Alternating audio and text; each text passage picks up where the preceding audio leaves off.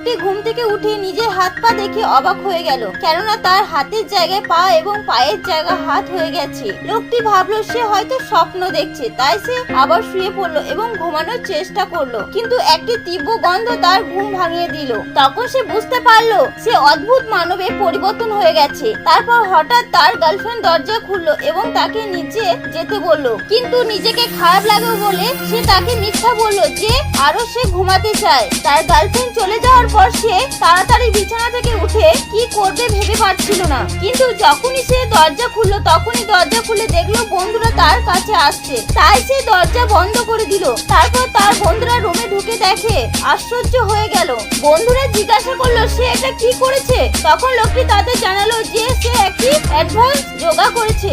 বন্ধুদের একটু সন্দেহ হলো, তারা সেখান থেকে চলে গেল। বন্ধুরা চলে যাওয়ার পর সে ভাবতে লাগলো কেন তার এরকম হলো। আর তখনই একটি সাদা পাথর অটোমেটিক সেখানে চলে এলো এবং সেটি উড়ে তার বিছানায় পড়লো। তখনই দৈববাণী হলো যে এই পাথরের জন্য তার এই অবস্থা হয়েছে এবং এই পাথর তাকে ঠিক করে দেবে।